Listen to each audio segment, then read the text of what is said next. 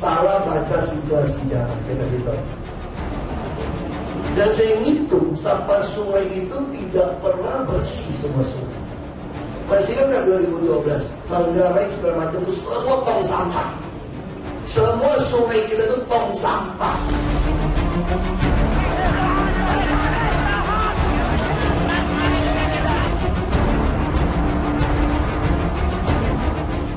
Jadi kalau sekarang ngancam kita nih, mogok.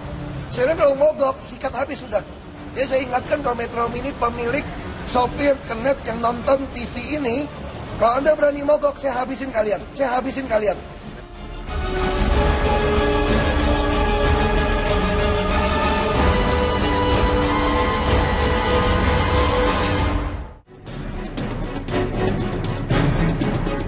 Gubernur DKI Jakarta, Basuki Cahayapurnama alias Ahok, terkenal sebagai sosok yang kontroversial. Sejak masih menjabat sebagai wakil gubernur di tahun 2012, Ahok terkenal tegas terhadap aparat birokrat. Pun setelah resmi dilantik menjadi gubernur pada 19 November 2014 oleh Presiden Joko Widodo, Ahok tidak mengubah gaya pemerintahannya yang tegas dan cenderung temperamental. Lawannya ini nggak bisa. Saya mau tanya Pak Wali Kota, ini semua Pak Wali Kota yang pengen apa bukan orang-orang yang tidak pengen? Tidak jarang, keputusan-keputusan yang diambil Ahok dianggap tidak berpihak pada rakyat kecil dan menyalahi hak asasi manusia, seperti penggusuran warga kampung pulau dan penegasan pelarangan beroperasinya beca. Ahok pun tidak segan untuk memberhentikan pegawai pemerintahan yang dinilai kurang baik dalam menjalankan tugas. Kontroversi Ahok seolah tak kunjung usai. Pada Agustus 2015, terkait jual beli tanah untuk pelebaran rumah sakit Sumber Waras, Ahok dituding merugikan negara ratusan juta rupiah. Ahok juga dituntut 100 miliar rupiah oleh Yusri, seorang ibu rumah tangga yang diteriaki maling uang anggaran pemerintah saat mengadukan persoalan kartu Jakarta Pintar. Maling, saya ngomong jujur, ibu maling, nggak boleh. Catat namanya, saya catat semua. Melihat sikap Ahok yang kerap temperamental, Wakil Presiden Yusuf Kala bahkan angkat bicara agar Ahok menjaga sikap dan bicaranya di depan publik. Inilah Ahok dan kontroversinya, pemimpin yang dipuja dan dihujat di waktu yang sama oleh masyarakatnya.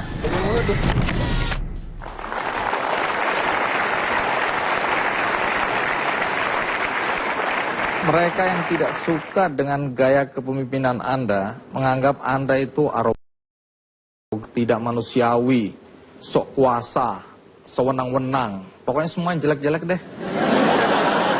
Anda tahu nggak bahwa Anda dinilai seperti itu juga? Ya, kalau top nomor 1 kan nggak apa-apa. Maksudnya apa itu? Semua jajak kan diborong, saya kan bagus dong. Diborong semua, bagus. Tapi ini yang jelek-jelek loh ya. Nggak apa-apa, kalau setengah bahaya, kalau top yang penting nomor 1 udah. Nah, kalau jadi, jeleknya mesti top sekalian jelek gitu loh. Jadi Anda nggak masalah dengan penilaian orang seperti itu? Saya nggak mau pusing, ngapain pusingin? Anda dianggap manusiawi juga? Itu terus kata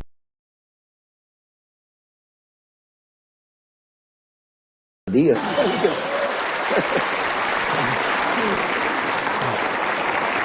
Sebagian orang Tionghoa, juga termasuk para pengusaha, itu gaya seperti mereka takut antipati terhadap etnis Tionghoa akan dan mereka juga. Ini gara-gara Ahok kita semua bisa dimusuhin orang. Ikutan mereka karena sikap dan gaya Anda. Tionghoa mana dulu? Tionghoa yang izinnya gua larang kali. Kalau Tionghoa yang lain biasa-biasa aja. Yang Tionghoa yang ada kepentingan aja kali. Tapi banyak orang minta tolong saya sampaikan ke Pak Ahok. Ini kita semua panik ini gara-gara Ahok teriak-teriak tiap hari. Dikira semua orang Cina kayak kita ini. Yang agak nggak bener itu si temannya nih.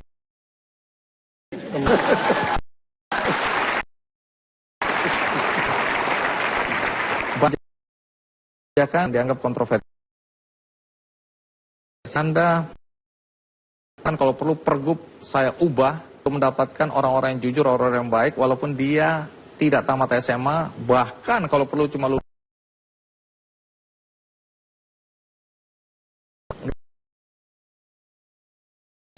SD. Jadi prinsip saya itu gini, Jakarta itu nggak butuh punya otak yang terlalu kenceng itu, otot aja udah. Tapi semua masalah kita tahu, ada kajiannya.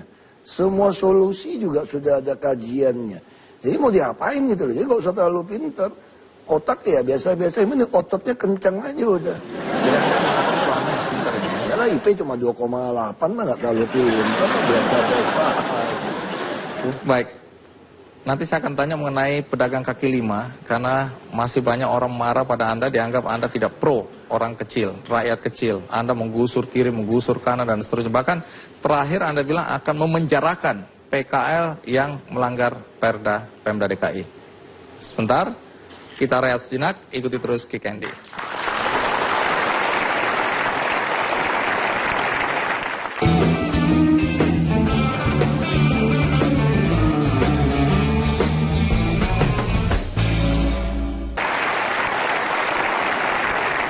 Pak Ahok, soal pro kontra kebijakan Anda, ya, saya mencoba melihat dari sudut negatifnya aja, bahwa kebijakan-kebijakan Anda ini kemudian dituding tidak pro rakyat, pro orang kecil. Salah satu diantaranya adalah soal PKL. Lepas dari Anda sudah gusur-gusur, kita bisa lihat ada orang-orang yang nangis, yang sedih ya, tapi kelihatannya tetap aja digusur. Juga Anda mengancam akan memenjarakan PKL-PKL yang masih ngotot juga melanggar Perda. Apa yang mendasari sikap Anda ini? Pertama saya koreksi dulu, data Anda kurang lengkap gitu sebetulnya. Lengkapnya bagaimana? Jadi lengkap itu kita bukan gusur, kita tempatkan tempat yang pas. Kalau dibilang langgar Perda, enggak juga. Perda kita mengatakan tidak boleh jualan di taman dan di trotoar. Saya katakan boleh, asal kamu nggak nutupin saluran, nggak nutupin lalu lintas. Nah sekarang saya perintahkan, kalau desain halte Transjakarta, atasnya mesti buat PKL. Jembatan penyeberangan harus dibuat lebar, multifungsi, supaya orang bisa jualan. Nah kenapa PKL butuh di tempat orang ramai? Ada salah satu iklan di TV menggambarkan sangat jelas ya. Kalau salah ada iklan salah satu mie instan gitu ya. Suami istri lagi pakai selimut, dia bilang pengen bakso, terus bakso itu. Kalau itu jatuh dong. Itu PKL itu. Jadi PKL selalu berusaha mendekatkan diri kepada orang ramai. Maka kita harus ciptakan. Sekarang berapa PKL yang kita bantu? Kita nanti di Jalan Cengkeh kita akan bangun untuk PKL, dia hanya bayar 4.000 per hari. Nah kenapa saya maksa PKL membuat kartu untuk dagang? Kalau dia setia membayar 4.000 per hari, 120.000 per bulan, berarti saya bisa memberikan dia pinjaman 5 juta sampai 10 juta. Nah sekarang kita bandingkan PKL dengan membayar preman. Bisa katakanlah jualan di satu jalan, jual martabak gitu ya. 2 kali 2 meter, 4 meter persegi. Preman pertama minta lapak 20.000. Ini bukan semalam loh. Dari mau menjelang maghrib sampai tengah malam. Berarti ya sepertiga hari. Lalu datang oknum kelurahan, pasang listrik, tarik listrik 20.000. Udah 40. Oknum kebersihan datang, bilang kebersihan 20.000, 60.000. Artinya si PKL ini menyewa sepertiga hari, 15.000 per meter persegi. Kalau kali 30 hari, 450.000. Coba tanya sewa di mall, berapa per meter? Paling 2.000, 150.000. Kenapa PKL nggak mau nyewa ke mall? Karena mall minta bayar 1 tahun, 2 tahun di muka. Lalu kita punya PD Pasar Jaya, 157 lokasi. Rata-rata dikerjasamakan dengan pengembang swasta. Berapa sewanya? 500 rupiah per hari per meter aja sebetulnya Pasar Jaya. Tapi begitu kerjasama sama pengembang, diminta bayar 20 tahun di muka. Ya udah kegusur keluar dia. Makanya kita sekarang lagi menyiapkan tempat dagang buat mereka termasuk modal kerja. Kita menyiapkan dari pemerintah pusat kurs 9%. Kami 12%, 1% per bulan. Kita siapin 1 triliun untuk biayain 100.000 PKL. Yang terkumpul berapa? Cuma 20.000. Mereka nggak mau kumpul. Kenapa yang suka ribut itu apa? Yang nyewain lapak yang ribut. Atas nama paguyupan, atas nama persatuan, macam-macam kan. Nah itu yang aku marahin gitu loh. Kamu kalau jual-jual lapak aja gue penjarain lu. Bukan PKL yang kita marahin sebetulnya. Nah, ya cukup jelas ya.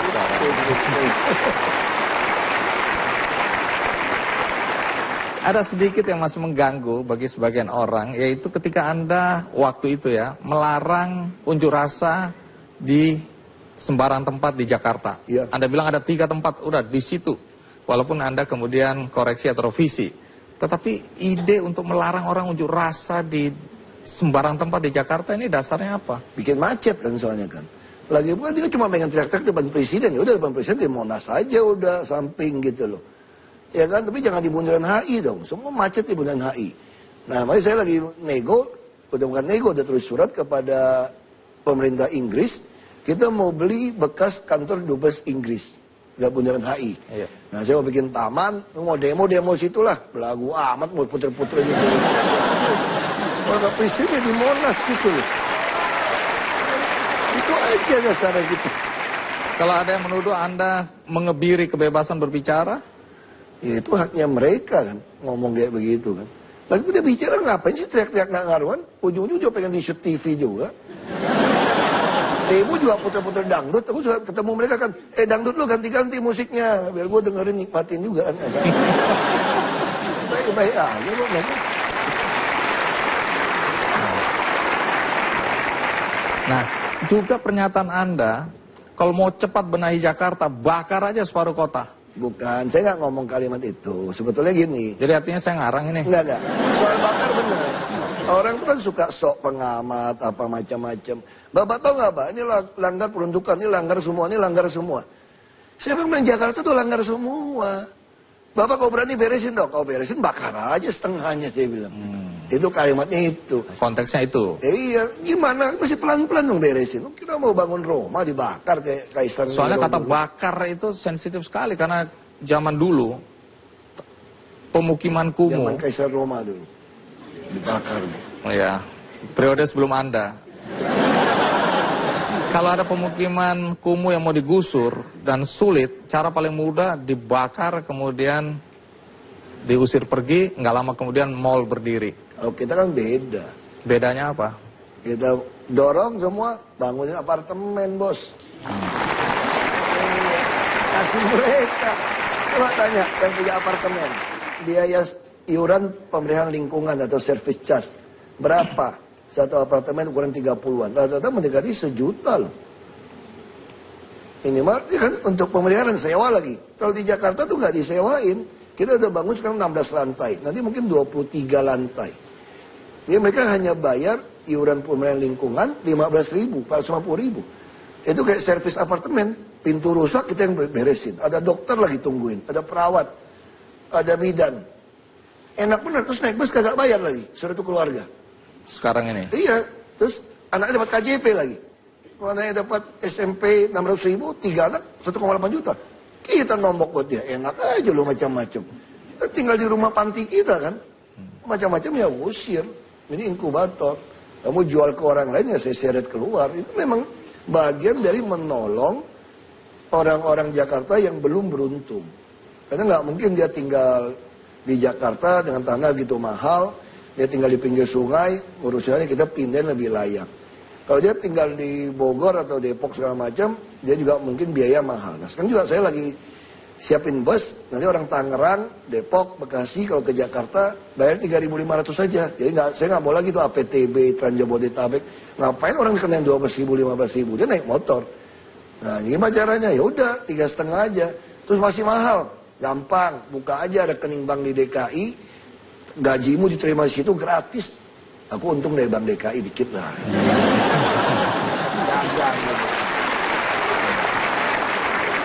Saya masih tertarik untuk menyalahkan Anda.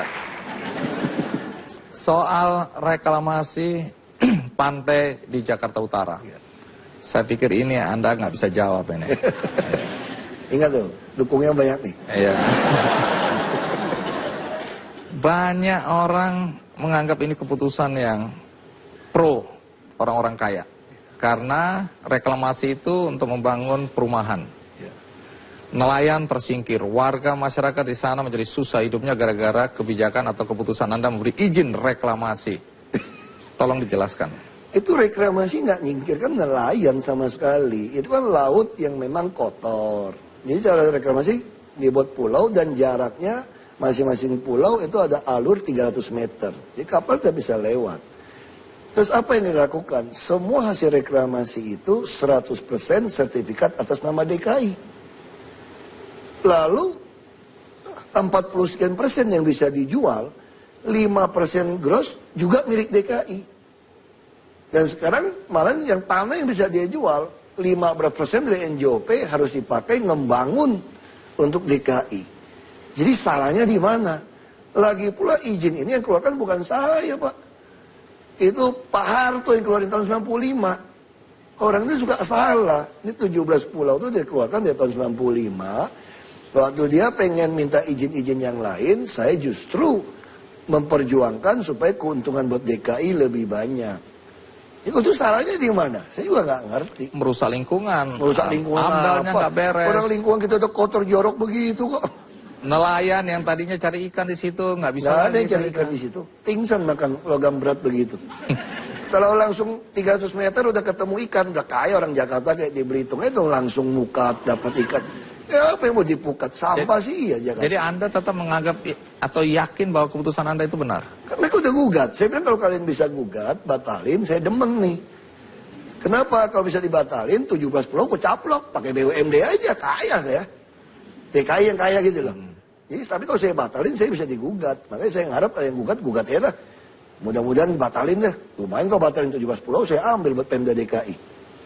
Bayangin aja kita nguruknya paling 10 juta kok. Jualnya 20 juta kan lumayan untung kira-kira gitu kan. Itu berdagang-dagang aja. Baik, nanti saya masih tetap mencari-cari kesalahan Anda. Tapi kita rehat sejenak, ikuti terus Kick Candy. Terima kasih Anda masih bersama saya di acara Kick Candy. Tamu kita kali ini adalah Basuki Cahayapurnama atau Ahok. Pak Ahok, Anda baru saja menjadi saksi yang memberatkan dalam kasus dugaan korupsi UPS. Seberapa pentingnya kasus ini dan seberapa besar menguras energi Anda? Nguras energi sih enggak ya sebetulnya. Saya sih santai-santai aja. Tapi ini kan kesannya Tapi kalau berlarut-larut. penting, itu penting sekali. Kenapa penting? Karena selama ini kalau tidak ada e-budgeting, itu betul-betul anggaran itu bisa dimainkan seenaknya. Nggak tahu dari mana munculnya. Kita nggak mungkin kontrol sampai hampir 60.000 kegiatan. Siapa yang sanggup? Baik kita selalu ada. Nah terus kalau tiap kali kita tanya, kenapa ada keluar seperti itu? Alasannya nggak tahu siapa yang ganti. Makanya waktu saya paksakan e-budgeting, disitulah mulai berantem dengan DPRD. Itu berantem DPRD 2015, dia tanda tangan, dia katakan ada 2 versi APBD. Yang saya dikatakan palsu. Makanya membuat pansus untuk memecat saya. Ya, 2015. Begitu saya bandingkan punya mereka ada 11,2 triliun. Ada UPS, kan gila banget. Satu sekolah beli scanner 3,8 miliar. Bikin elektronik sistem manajemen sekolah 5 miliar. Beli fitness hampir 2 miliar. Terus UPS 6 miliar. Sementara sekolahnya mau ambruk. Nah itu tiba-tiba muncul. Terus tanya sama kepala sekolahnya, enggak kita nggak pernah minta. Tapi begitu diputuskan Mendagri ada nih barang. Dan mereka juga nggak pernah membatalkan. Nah makanya dengan peristiwa ini saya harapkan DKI sudah menunjukkan sebuah perlawanan baru. Ya, kalau Anda pakai e-budgeting dan kita gunakan template tahun depan 2017, kemungkinan orang mau mainnya susah. Kalau ada mainnya susah, berarti uang yang dipakai untuk rakyat akan makin baik. Misalnya contoh DKI waktu kami baru masuk, saya bicara gini sama PNS. Kami akan menggaji Anda di atas gajinya pegawai swasta. Mereka langsung, wah tepuk tangan gitu ya semua. Itu sekarang gaji PNS DKI itu yang paling rendah saja sudah 12 juta, hampir 13 juta per bulan. Kita menyediakan gaji 18,7 triliun. Terbesar dalam negeri ini. Institusi manapun nggak nyaingin DKI. Lalu DKI pembangunan masih berapa? Di atas 59% untuk belanja langsung. Kok bisa? Karena selama ini dia titipin, mainin, terus kita potong. Mungkin orang Jakarta masih ingat 2015, begitu saya serahkan pergub, saya potong. Lebih baik nggak ada serapan anggaran sampai perubahan. Tapi orang Jakarta merasakan kok pembangunan ada di mana-mana gitu loh. Karena dulu dia mainin. Nah kita potong, ganti pergub, terus saya bilang sama mereka, hati-hati ya. Undang-undang aparatur sipil negara itu mengatakan yang dimaksud aparatur sipil negara adalah PNS, pegawai negeri sipil, dan P3K. Ini pegawai pemerintah dengan perjanjian kontrak. Artinya, itu saya yang bikin juga, undang-undang waktu saya Komisi 2. Yeah. Kita udah merancang, ini ke depan, kita bisa merekrut orang luar menjadi aparatur sipil negara loh. Dengan sebagai P3K. Jadi saya bilang kalian jangan senang dulu. Kalau habis ini nggak mau berubah, saya yakin pegawai swasta pada mau pindah ke DKI. Ngapain? Ya ngapain piara kalian 18,7 triliun? Saya ngarap-ngarapin bisa dipecat-pecat setengah kan lumayan dari itu. Ya makanya sekarang kita bikin. Nah sekarang saya lagi merancang lagi bagaimana sistem untuk menilai dia mendapatkan tunjangan kinerja daerah ini. Saya sebetulnya bukan orang yang nggak manusiawi, saya sangat manusiawi sebetulnya. Cuma Anda salah paham aja, kayak dipengaruhi teman saya tadi. Masih soal kesalahan-kesalahan Anda deh. Belum puas. Gak apa-apa, saya juga sengaja datang, puas-puasin, cari semua saran saya dah. Jawab sampai puas gitu loh. Ini juga sengaja datang nih. Baik, kebijakan Anda sebagai gubernur sering membingungkan. Kata siapa? Kata saya barusan. Misalnya, ketika Anda melarang billboard untuk iklan-iklan rokok. Padahal semua orang tahu pendapatan dari billboard semacam itu cukup besar untuk Jakarta. Kenapa Anda larang? Karena hasil kajian, mau di WHO, mau di manapun, biaya orang terkena efek dari rokok ini jauh lebih besar biaya yang dihabiskan daripada iklan yang kita dapat. Saya khawatir anak-anak pemula waktu lihat iklan, dia pikir ini sesuatu yang baik. Rokok tidak dilarang. Tidak dilarang kok. Tapi bagaimana caranya jangan sampai anak-anak melihat iklan lalu persepsinya salah. Tapi kalau setelah dia dewasa, dia memutuskan, saya pengen ngerokok aja lah. Toh yang mati juga bukan saya, bisa teman saya yang mati yang nggak ngerokok sebelah saya gitu kan. Itu haknya dia gitu. Tapi kalau Anda mau mati sendiri ya jangan ganggu orang lain dong. Kayak di bus, di mana, tempat umum. Nah itu yang kita larang. Ini bukan arti, terus bagaimana penghasilan kita? Tuh orang sakit juga kita tanggung. Kalau dia sakit produktivitasnya juga turun. Kalau dia turun, pajak yang dia bayar juga turun. Jadi mendingan orang sehat kan. Jadi udah kalau ngerokok yang ngumpet sama satu gengnya di halaman dia di mana gitu. Nggak usah iklan-iklan lah di tengah-tengah gitu. Orang nggak usah iklan juga beli tuh rokok. Ngapain repot ya, gitu loh. Alasannya kelihatannya bisa masuk akal ya. Tapi yang kurang masuk akal ketika Anda bilang jual minuman beralkohol, bir di DKI harusnya dibolehkan. Ya karena memang itu perda kita mengatur. Saya taat sama konstitusi. Bir itu di bawah 5%. Saya belum pernah lihat orang tuh mabok minum bir. Oplosan yang mabok. Kalau kita suka nonton film-film Hollywood, kisah-kisah Al Pacino gitu ya, Godfather gitu ya, di Chicago, dulu tuh banyak sekali gangster itu gara-gara bir dilarang. Makanya semua orang masukin ke mobil, jual, bunuh-membunuh, jual bir. Anda nonton film Godfather. Justru di situ banyak oplosan, banyak orang meninggal. Ketika dilegalkan, tidak ada itu, orang juga sadar kok beli masih umur 17, diawasin. Orang nggak susah kencingnya suruh minum bir kok. Lagi pula kami DKI ini punya pabrik bir loh. Nah itu. PT Delta itu punya DKI. Orang kemudian menganggap bahwa ada konflik kepentingan. Anda menolak itu bir dilarang. Pak Ali Sadikin, Pak Ali Sadikin yang bikin, aku juga nggak tahu. Tahun 60-an apa berapa buka pabrik bir itu. Jadi tidak ada konflik kepentingan iya, di sini. dan DPRD semua tahu tuh. Pada kunjungan kerja berapa kali. Sekarangnya pura-pura ributin bir sama gue.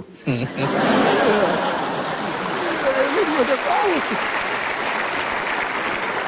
Ya, kalau saya partai-partai bawa agama juga tahu semua kunjungan kerja semua dari dulu.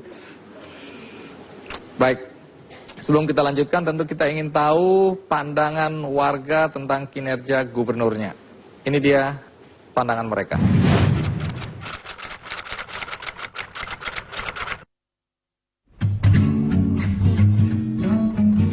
Saya merasa puas atas pemimpinan Ahok di bidang pembangunan. Terutama sekarang banjir sudah berkurang. Kedua, di bidang infrastruktur jalan sudah lumayan, sudah ada, maksudnya sudah masuk ke kampung-kampung sudah ada. Bagus. Saya rasa puas, cuman ordernya kurang lama. Ya, tuanya masanya karena belum terrealisasi semua. Kurang puas juga sih. Kenapa ini ya? Jalan masih macet. Ya gimana ya, kayak Metro Mini, Kopaja masih ugal-ugalan di jalan gitu kan. Peraturannya belum dipatuhi gitu. Puas sekali. banyak perubahan dan kebijaksanaan yang diterapkan itu berjalan dengan lancar. Buktinya pasar-pasar yang dulunya kumuh sekarang jadi rapi. Terus jalanan yang dulunya banjir sekarang enggak, sampah-sampah bersih di mana-mana. Setelah banjir misalnya sungai banjir gitu ya, di pintu-pintu air tuh sampah langsung dibersihin setelah banjir. Kalau untuk kepemimpinan Ahok saat ini saya merasa tidak puas. Terutama saya berpikir, saya sendiri kan pedagang kaki lima itu merasa tersingkir dengan adanya kepemimpinan Ahok. Terutama di wilayah Tanah Abang ya. Mereka yang selama ini biasa berdagang di sana, walaupun dengan ada mereka merapikan pedagang kaki lima, saya rasa pedagang kaki lima itu masyarakat yang paling ibaratnya mereka mencari penghasilan itu dari harian, bukan bulanan.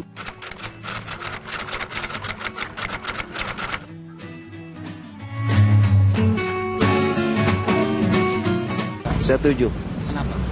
Ya karena pimpinan dia bisa dibilang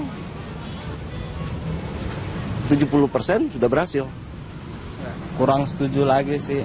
Kenapa? Dari cara kerjanya orang banyak nggak suka gitu. Terlalu tegas ya. Kalau saya sih, kalau Ahok nyalonin lagi sih, saya kurang setuju. Karena dari pembicaranya terlalu arogan. Jadi seorang pemimpin seharusnya dia tidak boleh membicarakan terlalu keras terhadap masyarakat warga DKI. Sangat setuju kalau Ahok menjadi gubernur. Kalau pandangan saya sendiri ya, dia itu sangat tegas mengambil kebijakan. Dan saya sangat setuju ketika Ahok mengambil gubernur lagi. Saya setuju sekali karena dia tegas. Kayaknya kalau saya lihat dia itu kayak titisan Pak Ali Sadikin. Kalau saya sudah setuju sih, itu aja. Karena saya udah ngerasakan sendiri apa yang dampak yang Ahok berikan ke kita sebagai pedagang kaki lima ya kan. Karena saya rasakan kita sebagai pedagang kaki lima itu kayaknya pengen dagang di sini digusur, pengen dagang di sini digusur.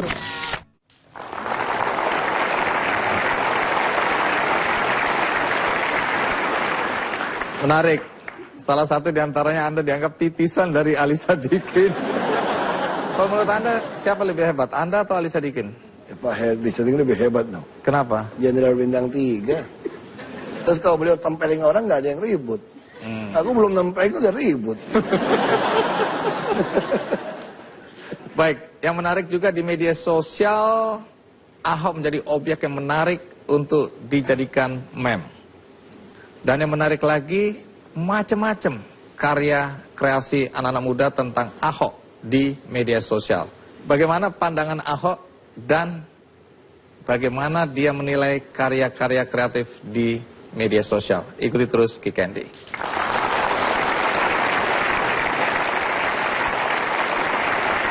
Baik, kalau tadi kita lihat dari komentar warga DKI, ada yang senang dengan kebijakan-kebijakan Anda, tapi ada juga yang merasa kesal, susah. Ada yang berharap Anda mencalonkan diri lagi, tapi ada yang bilang nggak usah aja, dan seterusnya. Jadi pandangan masyarakat tentu macam-macam ya. Nah, di luar pandangan masyarakat yang kita dengar tadi, ada juga anak-anak muda terutama yang suka memakai Anda sebagai objek untuk membuat meme gitu ya, membuat gambar-gambar kreatif ya, kemudian diupload di media sosial. Mari kita lihat. Captain Jakarta. Anda pernah lihat nggak yang begini-begini ini? Pernah. Pernah. Tapi yang ini belum. Yang ini belum. Komentar Anda apa ini? Anda cocok atau kurang? Kayaknya cocok juga, garing-garing juga ini. Baik, berikutnya. Yang bagus-bagus cocok gitu ya. Bagus gitu. Ini bagus, cocok. Wah, ini mengungkit persoalan lama nih. Lagi UPS ini. Ini Anda senang atau kurang suka? Ya lumayan lah. Lumayan. Baik. Badannya berotot tapi wajahnya manis ya.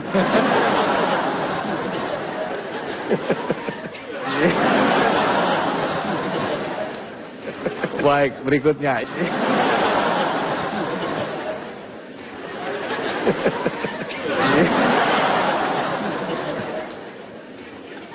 Kali ini Anda suka atau tidak? Ya minimal nggak usah latihan, lumayan juga foto gitu. Nanti kan cicit-cicit kita kira buyutnya kayak begitu badannya. Padahal rekayasa ya. Oke, cocok.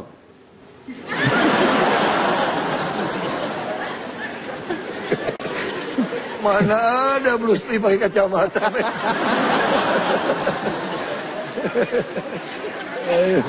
Iya. Mirip ya. Oke, berikut. Wah, Anda siap mati. Tapi Anda siap mati nggak ini? Ini kayak bukan Ahok deh yang ngomong. Jadi mirip yang sebelah cuma pakai wig ya. Nah, Anda pernah mengatakan bahwa mati adalah keuntungan. Karena Anda bilang nanti di pusara saya, Anda minta pada keluarga untuk ditulis mati adalah keberuntungan, ditulis dalam bahasa Inggris, bahasa Mandarin, dan bahasa Indonesia. Tujuannya apa? Minimal nolong orang Belitung, nggak ada tujuan wisata baru ke kuburan Ahok kan. Kan ke rumah Ahok itu gimana? Ada destinasi wisata tambahan. Semua orang datang ke kuburannya Ahok gitu ya? Sekarang ke rumah kecilnya Ahok seperti apa? Oh iya, saya juga termasuk yang dibohongin sama pemandu wisata. Pak, mau lihat rumahnya Ahok. Apa hebatnya dia? Wah, itu hebat Pak. Coba Bapak harus lewat di rumahnya Ahok. Jadi kita cuma dilewatin aja rumahnya Ahok. Ini Pak rumahnya Ahok. Ya rumah biasa aja. Oh, jadi Anda berharap dengan ada kuburan Anda di situ makin membuat orang tertarik untuk datang. Siapa tahu kan lihat rumah juga, rumah masa depannya kayak apa, rumah kecilnya kayak apa, bisa aja. Oh, di satu kompleks gitu ya? Enggak lah. Taruh di tempat yang kuburan umum aja biar ada yang ngerawat. Oh ya. Kalau sendiri anak cucu lupa repot tuh. Baik, tiba saatnya kita ingin mendapatkan penjelasan dari seorang Ahok tentang tantangan untuk menjadi gubernur yang kedua kali. Karena ini kalau kita lihat sekarang partai-partai sedang menyiapkan, sedang berancang-ancang, menggadang-gadang calon lawan Anda yang dianggap pasti akan mampu mengalahkan Anda. Siapa mereka nanti kita akan cari tahu, tapi bagaimana tanggapan dan reaksi Anda juga saya ingin atau kami ingin dapatkan. Ikuti terus Kick Andy.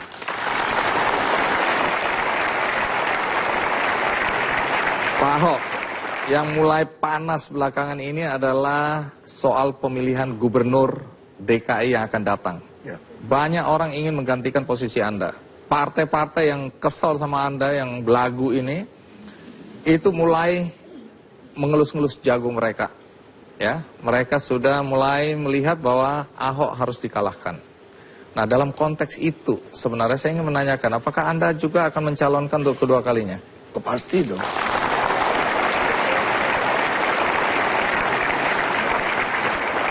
Kenapa Anda masih berniat untuk mencalonkan diri lagi? Pengen tahu, udah marah-marahin orang gitu banyak, yang sisa siapa milik gua?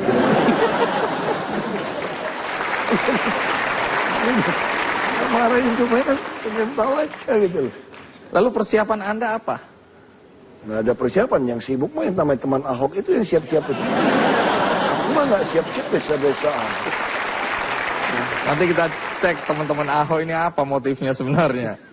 Partai Gerindra yang dulu mengusung Anda, yang sekarang mulai jengkel melihat kelakuan Anda ini, sudah mulai mempersiapkan jago-jagonya. Di antaranya kita udah tahu persis, memang walaupun Kang Ridwan Kamil ini sudah diminta, karena Anda pernah mengatakan kalau Ridwan Kamil muncul atau bersaing dengan Anda, mungkin Anda juga kalah. Anda pernah mengatakan seperti itu? Ya artinya gini, kita harapkan DKI itu banyak calon yang baik-baik dari daerah datang. Sehingga kan mereka akan menawarkan program-program yang baik kepada warga DKI. Nah, kan beliau kan selalu mengklaim kreatif, apa, Bandung bagus, apa. Ya mungkin aja kan kalau dia datang bisa tawarkan sesuatu yang baik, orang Jakarta tertarik, yang diuntungkan kan orang Jakarta. Jadi Anda melihat banyak bagus-bagus kan, justru saya katakan Jakarta, karena di ibu kota, etalase negara kita, harus banyak yang baik dong. Supaya orang Jakarta ini pilihannya banyak. Anda akan lewat jalur partai atau independen? Karena beberapa kali Anda mengatakan keinginan untuk memakai jalur independen. Soal jalur independen ini seberapa seriusnya? Ya tergantung kan. Waktu itu kan memang kita dikumpulkan KTP teman Ahok. Saya sempat udah ketemu makan siang. Mereka laporkan secara syarat sudah penuhin. Tapi untuk menghindari kecurangan macam-macam, mereka ingin lebih aman 1 juta. Kadang ada sebaran penduduk, lo takut ada yang meninggal, ada yang pindah, nanti kan bisa. Ya orang awalnya niat nggak benar kan bisa aja mengganjal macam-macam. Nah kalau ada 1 juta kan, dia bilang ini sebarannya kurang, ada lagi pengganti, ada pengganti, ya gitu. Nah saya sampaikan seperti itu. Kalau itu bisa penuhin 1 juta, ya kita harus dicalonkan independen dong. Masa nggak menghargai orang yang ngumpulin KTP gitu.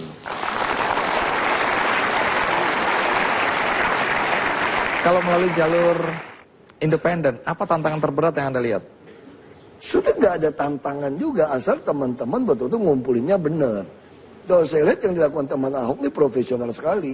Nah kita juga terima kasih kepada yang ngumpulin KTP ya. Kalau mau dipikirin, ini gila juga. Capek tuh ngisi formnya itu. Saya bacanya itu, neklas saya itu form dibuat. Susah banget ngisinya gitu loh. Tapi ternyata orang Jakarta betul-betul datang ngantri ngisi itu. Makanya saya sangat menghargai orang Jakarta betul-betul yang ngisi ya. Betul-betul khawatir sekali saya itu tidak bisa nyalon kembali gitu. Nah sehingga teman Ahok mulai muncul ketika saya ada mulai APBD 2 versi. Versi saya dan versi DPRD. Nah tentu kawan-kawan teman Ahok berpikir, ini kalau kayak gini nih Ahok nggak bakalan dijadiin gubernur lagi nih. Makanya lalu terjadilah gerakan kumpul KTP. Baik, menarik. Tapi sebelum kita lanjutkan, kita juga ingin tahu bagaimana pandangan warga Jakarta terhadap keinginan untuk mencalonkan Ahok kembali sebagai gubernur DKI. Ini dia pandangan mereka.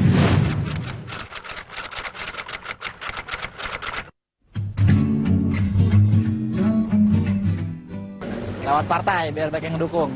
Independen kalau saya. Masalahnya kalau partai itu biasanya kalau mau ambil kebijakan dia selalu ditekan. Kalau saya, Ahok lebih setuju dia mulai jalur independen saja. Saya alasannya artinya tidak ditumpangi oleh kepentingan partai kan. Maju sendiri aja, pendukungnya sudah banyak kok independen. Dia mau dari independen, apalagi didukung sama partai. Saya yakin pasti jadi lagi.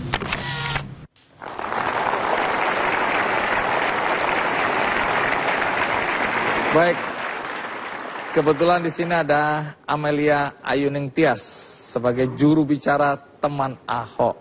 Betul. Pertama tentu boleh tahu gagasan untuk membentuk ini apa? Organisasi, bahkan saya dengar udah jadi PT ya? Enggak, kami berbadan hukum. Jadi kami perkumpulan. Iya. Tetapi kami karena harus mengumpulkan KTP dan ini terkait dengan keamanan privasi orang, kami nekat untuk jadi badan hukum supaya orang lebih percaya, bisa dituntut dan bisa menuntut seperti itu. Baik, gagasan awalnya datang dari mana ini? Jadi sebenarnya kami ini adalah isinya anak muda, rata-rata usia di bawah 25 tahun. Kami ini adalah orang-orang yang menganggap bahwa Jakarta ini sudah darurat berbenah. Nah, waktu itu kami merasa memang Pak Ahok ini sosok yang pas. Karena kebetulan kita memang punya kesukaan ya dengan Pak Ahok ya, dengan bagaimana cara beliau memimpin ya. Tetapi kita waktu itu melihat Pak Ahok kan nggak punya partai, musuhnya banyak. Dan padahal apa yang dilakukan Pak Ahok Barusan nambah musuh satu lagi nih. Barusan nambah musuh satu lagi. Padahal apa yang dilakukan Pak Ahok itu penting dan kalau sekarang kan mungkin belum selesai ya, karena apa yang dilakukan sama Pak Ahok kan butuh waktu lebih lama lagi untuk supaya bisa terlihat hasilnya. Makanya kita anak-anak dari teman Ahok ini pengen memberikan kesempatan lagi supaya Pak Ahok itu bisa maju.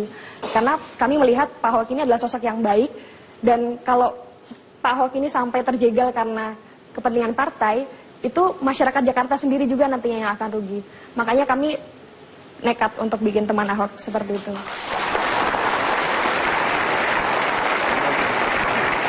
Jadi apa sih yang dilakukan oleh teman Ahok ini? Kami ingin Pak Ahok karena nggak punya partai ya, jadi kami nekat untuk ibarat kata kita pengen Pak Ahok itu bisa maju lagi. Nah tapi kan ini kan sudah ada ketentuan nih, Pak Ahok ini selain melalui jalur partai bisa melalui jalur independen. Makanya kami nekat untuk bikin Pak Ahok ini bisa maju melalui jalur independen. Caranya dengan mengumpulkan KTP warga DKI Jakarta. Bagaimana cara ngumpulin KTP-nya ya? Melalui banyak cara. Kita punya partisipan, kita juga kan dengan formulir KTP nih, formulir dukungan. Formulir dukungan ini kami sebar sebanyak mungkin dari sosial media, dari kita juga punya booth, kami juga punya posko, kami juga karena formulir ini kami unggah di website, jadi masyarakat Jakarta itu bisa mengunduh. Iya, masyarakat Jakarta itu bisa mengunduh formulir ini, kemudian mengembalikan Mengembalikannya itu bisa melalui jalur pengiriman, juga bisa melalui booth teman Ahok maupun posko teman Ahok terdekat. Saat ini kita sudah punya hampir 150 posko di seluruh Jakarta dan juga sudah ada beberapa booth di pusat perbelanjaan di Jakarta. KTP yang terkumpul berapa? Saat ini sudah 663.000 KTP per hari ini. 663.000 KTP. Ada anggota partai yang dulu mendukung Pak Ahok sinis. Dia bilang kalau KTP 1 juta juga bisa. Gampang bikin KTP di Jakarta. Dari mana itu bisa yakin bahwa itu betul-betul KTP asli dan pendukungnya ada? Kalau ada pernyataan semacam itu, bagaimana Anda verifikasi bahwa yang nyerahin KTP itu betul-betul pendukung Pak Ahok? Itu mungkin yang berkomentar belum pernah mampir ke booth atau posko teman Ahok ya. Karena kita gini, kalau untuk syarat independen saat ini kan memang berbeda dengan yang tahun-tahun sebelumnya. Kalau dulu mungkin hanya fotokopi KTP-nya saja. Tetapi saat ini selain fotokopi KTP, kita harus menandatangani surat dukungan. Tanda tangannya itu harus tanda tangan basah, jadi tidak boleh di-scan, seperti itu tidak boleh. Jadi makanya kami bisa memastikan kalau tanda tangan yang ada di dukungan itu adalah tanda tangan dari orang yang bersangkutan. Apalagi dari teman Ahok sendiri juga menghimbau kalau di formulir dukungan itu harus ada nomor handphone. Karena di teman Ahok, selain nanti setelah formulir sampai ke sekretariat teman Ahok, itu kan nanti akan di-scan, akan di-input. Nah, input ini ketika sudah masuk ke sistem softwarenya kami, itu masyarakat yang sudah mendukung akan mendapatkan SMS konfirmasi. Terima kasih Anda sudah menyerahkan dukungan kepada teman Ahok. Kalau seumpama yang sudah menyerahkan, kalau misalnya dia mendapatkan konfirmasi tetapi tidak menyerahkan, beliau atau yang bersangkutan bisa mencabut dukungan tersebut gitu. Tapi sejauh ini sih semuanya berjalan dengan baik seperti itu.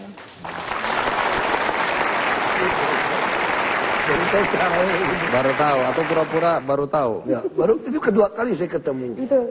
Nah, tunggu dulu, saya curiga Anda kan bilang bahwa Anda tidak keluarkan uang sedikit pun. Sementara banyak orang curiga ini sebenarnya yang membiayai operasional ini adalah Ahok. Nah, biaya operasional dari mana? Kami punya booth di pusat perbelanjaan itu gunanya kami berjualan. Jualan yang kami punya itu adalah merchandise seperti kaos, gelang, polo, gantungan kunci, bahkan sekarang kita juga ada kalender. Nanti selebihnya kita juga akan jualan banyak hal tentang teman Ahok ini. Emang laku? Itu. Laku banget, Pak. Laku.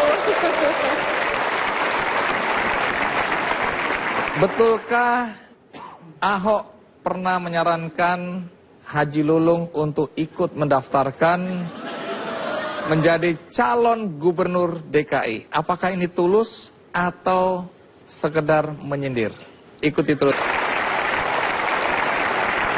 Pak Ahok, dalam berbagai survei yang dipublikasikan secara luas, rata-rata Anda unggul di atas kandidat-kandidat yang lain.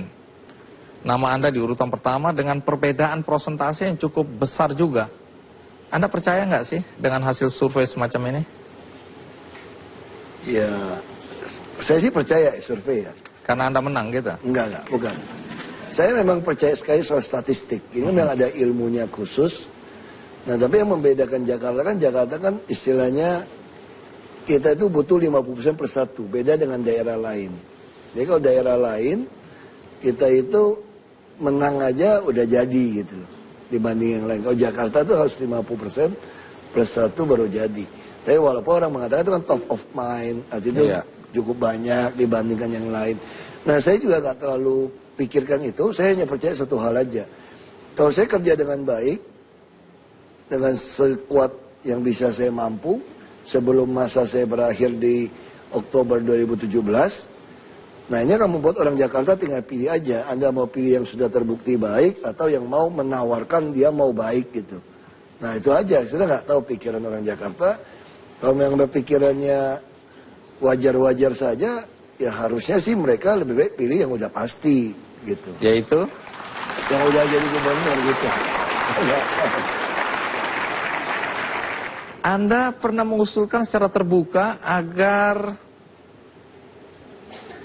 Haji Lulung ikut mencalonkan diri untuk menjadi gubernur DKI.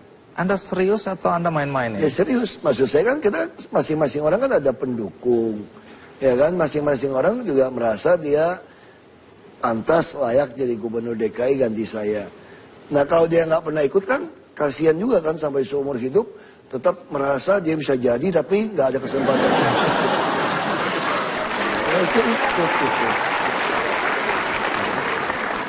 Tapi antara Anda dengan Haji Lulung kan semua orang tahu ada perseteruan. Oh jadi enggak, baik aja. Kalau ketemu saya kan ada cipiki-cipikan. Baik, tapi bagaimana pandangan pendapat Haji Lulung mengenai pencalonan dirinya untuk menjadi Gubernur DKI? Mari kita simak pandangannya berikut ini.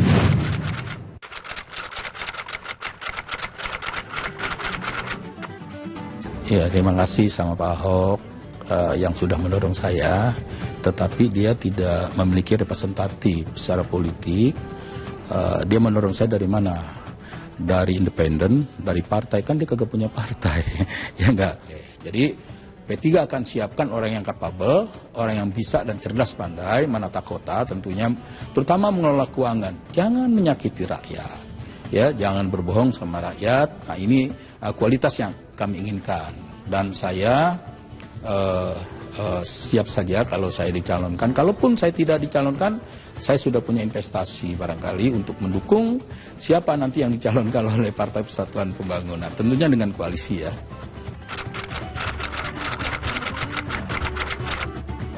Saya yakin itu, asal saya berpasangan dengan orang yang tadi saya bilang punya kualitas ya.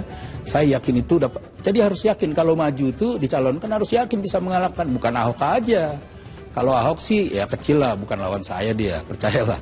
Nah, orang yang lebih dari Ahok.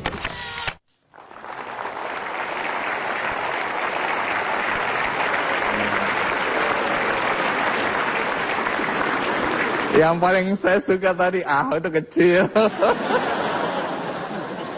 Salah satu yang selalu menjadi pembicaraan juga adalah ketika Ahok nanti mencalonkan diri kembali, maka sekali lagi isu agama, ya, SARA ini akan dipakai untuk menjatuhkan Anda. Seberapa siapnya kali ini Anda menghadapi isu-isu SARA? Saya kira itu mah udah lewat lah ya. Mereka nggak tahu siapa saya gitu. Saya ini awalnya kan di Belitung Timur yang 93% Muslim, 55% fraksi Partai Bulan Bintang.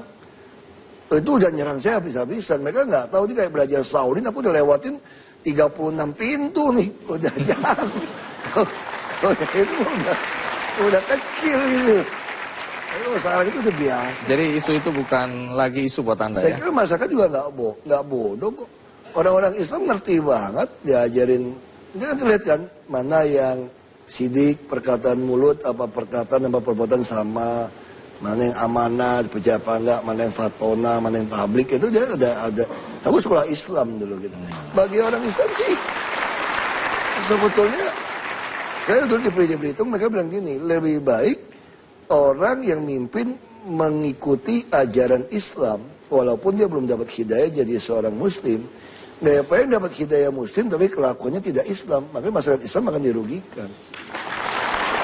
Ngerti. Kita lihat aja nanti seperti apa. Kalau nanti Anda menang kembali menjadi Gubernur DKI untuk kedua kalinya, apa yang... Oh itu kenceng itu. Kenapa? Karena APBD 2017 saya masih sempat susun. Nah kita susun APBD lebih cepat. Sebelum Januari 2017 sudah punya APBD 2017. Dan kalau saya Februari terpilih, langsung terpilih, saya penggantian ke saya pun masih Oktober loh 2017. Karena ini dimajuin. Jadi bisa bayangin, saya Oktober baru ganti ke saya lagi, Februari saya udah jalanin APBD, yang macam-macam gue pasti berhenti-berhentiin. Tong lagi. Kalau seandainya Anda tidak terpilih menjadi Gubernur DKI lagi, ya, saya akan beresin sampai 2017, Oktober, semua anggaran akan saya kerjakan. Minimal masyarakat DKI akan melihat, sampai saya lepas serah terima Oktober 2017, Jakarta relatif sudah berubah. Dan siapapun pengganti saya, dia akan susah untuk main, karena semua APBD sudah saya buat transparan dan template. Dan saya juga ada mendorong BUMD itu, minimal di akhir 2017 sudah harus go public. Karena kita udah punya aplikasi, kalau Bapak Ibu pengen lihat, itu ada indeks pangan Jakarta. Tinggal diketik, itu bisa tahu harga pasar mana yang lebih murah, cabai, minyak, Nah kita lagi dorong supaya orang mulai ngerti. Nah saya kira, saya sangat yakin untuk menghapus korupsi adalah transparansi. Kalau Anda transparan, Anda terang, nggak ada remang-remang, nggak ada apa yang gelap, maka Anda menghasilkan sebuah data yang benar, sebuah kebenaran.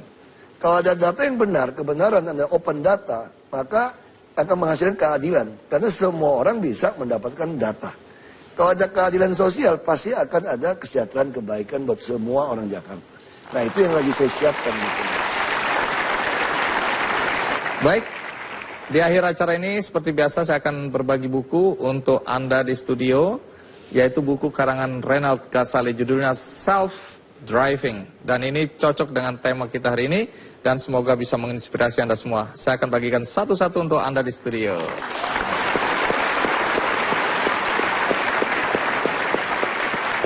Bagi Anda di rumah, Anda jangan khawatir, Anda juga bisa mendapatkan buku ini melalui undian di website kickandy.com. Dan karena hari ini hari spesial, tokoh spesial, maka kami punya sesuatu untuk Anda, Pak Ahok. Silakan ditunjukkan kepada penonton karikatur khas dari Kick Andy. Nah, baru Pak Ahok boleh lihat. Pendekar Ahok dikeroyok oleh pendekar-pendekar lain yang didukung oleh partai-partai. Baik, ini untuk Pak Ahok. Semoga menginspirasi Anda dan warga Jakarta. Terima kasih.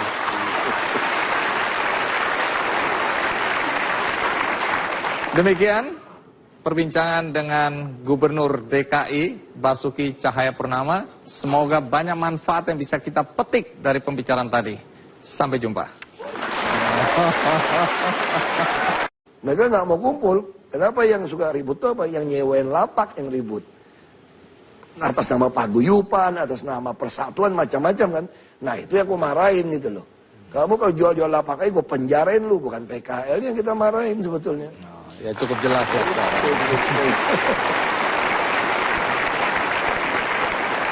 Ada sedikit yang masih mengganggu bagi sebagian orang, yaitu ketika Anda waktu itu ya melarang unjuk rasa di sembarang tempat di Jakarta. Ya. Anda bilang ada 3 tempat, udah di situ. Walaupun Anda kemudian koreksi atau revisi. Tetapi ide untuk melarang orang unjuk rasa di sembarang tempat di Jakarta ini dasarnya apa? Bikin macet kan soalnya kan. Lagi bukan dia cuma pengen teriak-teriak depan presiden. Ya udah depan presiden di Monas aja udah samping gitu loh. Ya kan, tapi jangan di Bundaran HI dong. Semua macet di Bundaran HI. Nah, makanya saya lagi nego, udah bukan nego, udah tulis surat kepada pemerintah Inggris. Kita mau beli bekas kantor dubes Inggris. Gak Bundaran HI. Iya. Nah saya mau bikin taman, mau demo situlah. Belagu amat, mau puter-puter gitu. Maka presiden di Monas gitu loh. Itu aja dasarnya gitu. Kalau ada yang menuduh Anda mengebiri kebebasan berbicara? Ya itu haknya mereka kan, ngomong kayak begitu kan. Lagi udah bicara ngapain sih teriak-teriak gak ngaruhan? Ujung-ujung juga pengen di-shoot TV juga.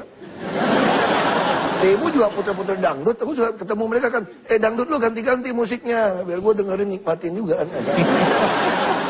Baik-baik aja kok mereka. Nah, juga pernyataan Anda, kalau mau cepat benahi Jakarta, bakar aja separuh kota. Bukan, saya nggak ngomong kalimat itu, sebetulnya gini. Jadi artinya saya ngarang ini? Enggak, soal bakar benar. Orang itu kan suka sok pengamat, apa macam-macam. Bapak tahu nggak, Pak? Ini langgar peruntukan, ini langgar semua, ini langgar semua. Saya bilang Jakarta tuh langgar semua. Bapak kau berani beresin dong, kau beresin bakar aja setengahnya, saya bilang. Itu kalimatnya itu. Konteksnya itu? Iya, gimana? Masih pelan-pelan dong beresin. Kira mau bangun Roma dibakar kayak Kaisar. Soalnya kata bakar itu sensitif sekali, karena zaman dulu, pemukiman kumuh. Zaman Kaisar Roma dulu. Dibakar. Iya, periode sebelum Anda. Kalau ada pemukiman kumuh yang mau digusur dan sulit, cara paling mudah dibakar kemudian diusir pergi, nggak lama kemudian mall berdiri. Kalau kita kan beda. Bedanya apa? Kita dorong semua bangunin apartemen, bos. Kasih mereka. Coba tanya yang punya apartemen, biaya iuran pemeliharaan lingkungan atau service charge berapa? Satu apartemen ukuran 30-an. Rata-rata mendekati 1 juta loh. Ini mah kan untuk pemeliharaan sewa lagi. Kalau di Jakarta tuh nggak disewain. Kita udah bangun sekarang 16 lantai. Nanti mungkin 23 lantai. Jadi mereka hanya bayar iuran pemeliharaan lingkungan 15.000, 450.000. Itu kayak servis apartemen. Pintu rusak kita yang beresin. Ada dokter lagi tungguin. Ada perawat. Ada bidan. Enak bener. Terus naik bus kagak bayar lagi. Suruh itu keluarga. Sekarang ini? Iya, terus anaknya dapat KJP lagi. Kalau anaknya dapat SMP 600.000, 3 anak 1,8 juta. Kita nombok buat dia, enak aja loh macam-macam. Kita tinggal di rumah panti kita kan, macam-macam ya usir. Ini inkubator. Kamu jual ke orang lain ya saya seret keluar. Itu memang bagian dari menolong orang-orang Jakarta yang belum beruntung. Karena nggak mungkin dia tinggal di Jakarta dengan tanah gitu mahal. Dia tinggal di pinggir sungai, urusannya kita pindahin lebih layak. Kalau dia tinggal di Bogor atau Depok segala macam, dia juga mungkin biaya mahal. Nah sekarang juga saya lagi siapin bus, nanti orang Tangerang, Depok, Bekasi, kalau ke Jakarta, bayar 3.500 saja. Jadi saya nggak mau lagi tuh APTB, Trans Jabodetabek. Ngapain orang dikenain 12.000, 15.000, dia naik motor. Nah gimana caranya? Ya udah 3,5 aja. Terus masih mahal, gampang, buka aja rekening bank di DKI, gajimu diterima di situ gratis. Aku untung dari Bank DKI dikit lah.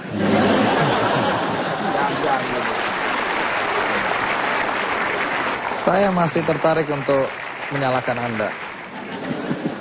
Soal reklamasi pantai di Jakarta Utara. Saya pikir ini Anda nggak bisa jawab ini. Ingat tuh, dukungnya banyak nih. Iya. Banyak orang menganggap ini keputusan yang pro orang-orang kaya. Karena reklamasi itu untuk membangun perumahan. Nelayan tersingkir, warga masyarakat di sana menjadi susah hidupnya gara-gara kebijakan atau keputusan Anda memberi izin reklamasi. Tolong dijelaskan. Itu reklamasi nggak nyingkirkan nelayan sama sekali. Itu kan laut yang memang kotor. Jadi cara reklamasi dibuat pulau dan jaraknya masing-masing pulau itu ada alur 300 meter. Jadi kapal tidak bisa lewat. Terus apa yang dilakukan? Semua hasil reklamasi itu 100% sertifikat atas nama DKI. Lalu 40 sekian persen yang bisa dijual, 5% gross juga milik DKI. Dan sekarang malah yang tanah yang bisa dia jual, 15% dari NJOP harus dipakai membangun untuk DKI. Jadi salahnya di mana? Lagi pula izin ini yang keluarkan bukan saya, Pak. Itu Pak Harto yang keluarin tahun 95. Orang itu juga salah. Ini 17 pulau itu dia keluarkan dari tahun 95. Waktu dia pengen minta izin-izin yang lain, saya justru memperjuangkan supaya keuntungan buat DKI lebih banyak. Itu salahnya di mana? Saya juga nggak ngerti. Merusak lingkungan. Merusak lingkungan Amdalnya apa? nggak beres. Orang lingkungan kita udah kotor jorok begitu kok. Nelayan yang tadinya cari ikan di situ nggak bisa nggak ada lagi yang cari ikan di situ. Pingsan makan logam berat begitu. Kalau langsung 300 meter udah ketemu ikan, udah kaya orang Jakarta kayak di Belitung itu langsung mukat dapat ikan. Ya apa yang mau dipukat? Sampah sih ya Jakarta. Jadi Anda tetap menganggap atau yakin bahwa keputusan Anda itu benar? Kan mereka udah gugat. Saya bilang kalau kalian bisa gugat, batalin, saya demen nih. Kenapa? Kalau bisa dibatalin, 17 pulau aku caplok. Pakai BUMD aja, kaya saya. DKI yang kaya gitu loh. Jadi, tapi kalau saya batalin, saya bisa digugat. Makanya saya ngarep kalau yang gugat ya lah. Mudah-mudahan batalin deh. Lumayan kalau batalin 17 pulau, saya ambil buat Pemda DKI. Bayangin aja kita nguruknya paling 10 juta kok. Jualnya 20 juta kan lumayan untung. Kira-kira gitu kan. Kita berdagang-dagang aja. Baik, nanti saya masih tetap mencari-cari kesalahan Anda. Tapi kita rehat sejenak. Ikuti terus Kick Andy. Terima kasih Anda masih bersama saya di acara Kick Andy. Tamu kita kali ini adalah Basuki Cahayapurnama atau Ahok. Pak Ahok, Anda baru saja menjadi saksi yang memberatkan dalam kasus dugaan korupsi UPS. Seberapa pentingnya kasus ini dan seberapa besar menguras energi Anda? Nguras energi sih enggak ya sebetulnya. Saya sih santai-santai aja. Tapi ini kan kesannya Tapi berlarut-larut. kalau penting, itu penting sekali. Kenapa penting? Karena selama ini kalau tidak ada e-budgeting, itu betul-betul anggaran itu bisa dimainkan seenaknya. Nggak tahu dari mana munculnya. Kita nggak mungkin kontrol sampai hampir 60.000 kegiatan. Siapa yang sanggup? Baik, kita selalu ada. Nah terus kalau tiap kali kita tanya, kenapa ada keluar seperti itu? Alasannya nggak tahu siapa yang ganti. Makanya waktu saya paksakan e-budgeting, disitulah mulai berantem dengan DPRD. Itu berantem DPRD 2015, dia tanda tangan, dia katakan ada 2 versi APBD. Yang saya dikatakan palsu. Makanya membuat pansus untuk memecat saya. 2015. Begitu saya bandingkan punya mereka ada 11,2 triliun. Ada UPS, kan gila banget. Satu sekolah beli scanner 3,8 miliar. Bikin elektronik sistem manajemen sekolah 5 miliar. Beli fitness hampir 2 miliar. Terus UPS 6 miliar. Sementara sekolahnya mau ambruk. Nah itu tiba-tiba muncul. Terus tanya sama kepala sekolahnya, enggak, kita nggak pernah minta. Tapi begitu diputuskan Mendagri, ada nih barang. Dan mereka juga nggak pernah membatalkan. Nah makanya dengan peristiwa ini saya harapkan DKI sudah menunjukkan sebuah perlawanan baru. Ya, kalau Anda pakai e-budgeting dan kita gunakan template tahun depan 2017, kemungkinan orang mau mainnya susah. Kalau ada mainnya susah, berarti uang yang dipakai untuk rakyat akan makin. Di sini ada Amelia Ayuning Tias sebagai juru bicara teman Ahok. Betul. Pertama tentu boleh tahu gagasan untuk membentuk ini apa? Organisasi, bahkan saya dengar udah jadi PT ya? Enggak, kami berbadan hukum. Jadi kami perkumpulan. Iya. Tetapi kami karena harus mengumpulkan KTP dan ini terkait dengan keamanan privasi orang, kami nekat untuk jadi badan hukum supaya orang lebih percaya, bisa dituntut dan bisa menuntut seperti itu. Baik, gagasan awalnya datang dari mana ini? Jadi sebenarnya kami ini adalah isinya anak muda, rata-rata usia di bawah 25 tahun. Kami ini adalah orang-orang yang menganggap bahwa Jakarta ini sudah darurat berbenah. Nah, waktu itu kami merasa memang Pak Ahok ini sosok yang pas. Karena kebetulan kita memang punya kesukaan ya dengan Pak Ahok ya, dengan bagaimana cara beliau memimpin ya. Tetapi kita waktu itu melihat Pak Ahok kan nggak punya partai, musuhnya banyak. Dan padahal apa yang dilakukan Pak Ahok barusan itu nambah musuh satu lagi nih. Barusan nambah musuh satu lagi.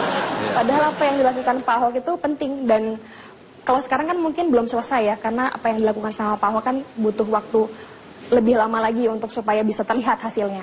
Makanya kita anak-anak dari teman Ahok ini pengen memberikan kesempatan lagi supaya Pak Ahok itu bisa maju.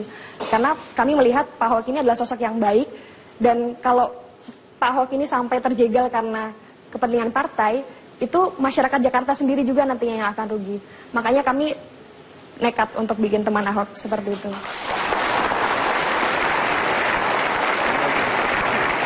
Jadi apa sih yang dilakukan oleh teman Ahok ini? Kami ingin Pak Ahok karena nggak punya partai ya, jadi kami nekat untuk ibarat kata kita pengen Pak Ahok itu bisa maju lagi. Nah tapi kan ini kan sudah ada ketentuan nih, Pak Ahok ini selain melalui jalur partai bisa melalui jalur independen. Makanya kami nekat untuk bikin Pak Ahok ini bisa maju melalui jalur independen. Caranya dengan mengumpulkan KTP warga DKI Jakarta. Bagaimana cara ngumpulin KTP-nya ya? Melalui banyak cara. Kita punya partisipan, kita juga kan dengan formulir KTP nih, formulir dukungan. Formulir dukungan ini kami sebar sebanyak mungkin dari sosial media, dari kita juga punya booth, kami juga punya posko, kami juga karena formulir ini kami unggah di website, jadi masyarakat Jakarta itu bisa mengunduh. Iya, masyarakat Jakarta itu bisa mengunduh formulir ini, kemudian mengembalikan. Mengembalikannya itu bisa melalui jalur pengiriman, juga bisa melalui booth teman Ahok maupun posko teman Ahok terdekat. Saat ini kita sudah punya hampir 150 posko di seluruh Jakarta dan juga sudah ada beberapa booth di pusat perbelanjaan di Jakarta. KTP yang terkumpul berapa? Saat ini sudah 663.000 KTP per hari ini. 663.000 KTP. Ada anggota partai yang dulu mendukung Pak Ahok sinis. Dia bilang kalau KTP 1 juta juga bisa. Gampang bikin KTP di Jakarta. Dari mana itu bisa yakin bahwa itu betul-betul KTP asli dan pendukungnya ada?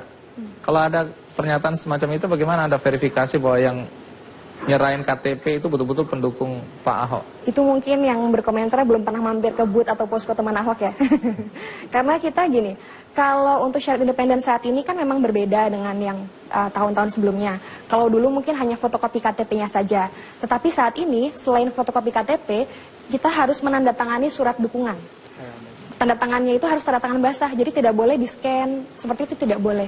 Jadi makanya kami bisa memastikan kalau tanda tangan yang ada di dukungan itu adalah tanda tangan dari orang yang bersangkutan. Apalagi dari teman Ahok sendiri juga menghimbau kalau di formulir dukungan itu harus ada nomor handphone. Karena di teman Ahok, selain nanti setelah formulir sampai ke sekretariat teman Ahok, itu kan nanti akan di-scan, akan di-input. Nah, input ini ketika sudah masuk ke sistem softwarenya kami, itu masyarakat yang sudah mendukung akan mendapatkan SMS konfirmasi. Terima kasih Anda sudah menyerahkan dukungan kepada teman Ahok. Kalau seumpama yang sudah menyerahkan, kalau misalnya dia mendapatkan konfirmasi tetapi tidak menyerahkan, beliau atau yang bersangkutan bisa mencabut dukungan tersebut gitu. Tapi sejauh ini sih semuanya berjalan dengan baik seperti itu.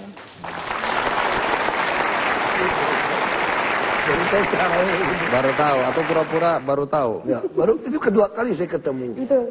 Nah, tunggu dulu, saya curiga Anda kan bilang bahwa Anda tidak keluarkan uang sedikit pun. Sementara banyak orang curiga ini sebenarnya yang membiayai operasional ini adalah Ahok. Nah, biaya operasional dari mana? Kami punya booth di pusat perbelanjaan itu gunanya kami berjualan. Jualan yang kami punya itu adalah merchandise seperti kaos, gelang, polo, gantungan kunci, bahkan sekarang kita juga ada kalender. Nanti selebihnya kita juga akan jualan banyak hal tentang teman Ahok ini. Emang laku? Itu. Laku banget, Pak. Laku. Betulkah Ahok pernah menyarankan Haji Lulung untuk ikut mendaftarkan menjadi calon gubernur DKI? Apakah ini tulus atau sekedar menyindir? Ikuti terus. Pak Ahok, dalam berbagai survei yang dipublikasikan secara luas, rata-rata Anda unggul di atas kandidat-kandidat yang lain.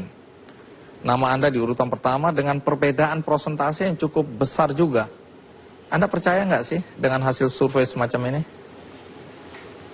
Ya, saya sih percaya survei ya. Karena Anda menang gitu? Enggak, bukan. Saya memang percaya sekali soal statistik. Ini memang ada ilmunya khusus. Nah, tapi yang membedakan Jakarta kan istilahnya kita itu butuh 50% per satu. Beda dengan daerah lain. Jadi kalau daerah lain, kita itu menang aja udah jadi gitu loh. Dibanding yang lain. Kalau Jakarta itu harus 50% plus satu baru jadi. Tapi walaupun orang mengatakan itu kan top of mind, artinya cukup banyak dibandingkan yang lain. Nah, saya juga nggak terlalu pikirkan itu, saya hanya percaya satu hal aja. Kalau saya kerja dengan baik, dengan sekuat yang bisa saya mampu, sebelum masa saya berakhir di Oktober 2017, nah ini akan membuat orang Jakarta tinggal pilih aja. Anda mau pilih yang sudah terbukti baik atau yang mau menawarkan dia mau baik gitu. Nah itu aja, saya nggak tahu pikiran orang Jakarta. Kalau memang pikirannya wajar-wajar saja, ya harusnya sih mereka lebih baik pilih yang udah pasti gitu. Yaitu? Yang udah jadi gubernur gitu. Anda pernah mengusulkan secara terbuka agar Haji Lulung ikut mencalonkan diri untuk menjadi gubernur DKI. Anda serius atau Anda main-main ya? Ya serius, maksud saya kan kita masing-masing orang kan ada pendukung. Ya kan, masing-masing orang juga merasa dia pantas layak jadi gubernur DKI ganti saya. Nah kalau dia nggak pernah ikut kan, kasihan juga kan sampai seumur hidup tetap merasa dia bisa jadi tapi nggak ada kesempatan.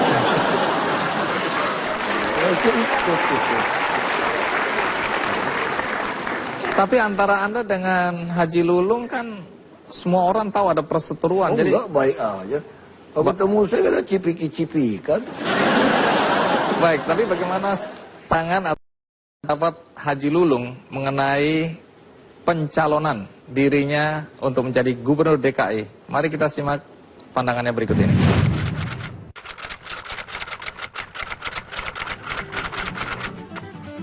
Ya, terima kasih sama Pak Ahok yang sudah mendorong saya, tetapi dia tidak memiliki representatif secara politik. Dia mendorong saya dari mana? dari independen, dari partai, kan dia kagak punya partai. Ya enggak. Jadi P3 akan siapkan orang yang kapabel, orang yang bisa dan cerdas pandai menata kota tentunya, terutama mengelola keuangan. Jangan menyakiti rakyat, ya, jangan berbohong sama rakyat. Nah, ini kualitas yang kami inginkan. Dan saya siap saja kalau saya dicalonkan. Kalaupun saya tidak dicalonkan, saya sudah punya investasi barangkali untuk mendukung siapa nanti yang dicalonkan oleh Partai Persatuan Pembangunan. Tentunya dengan koalisi ya.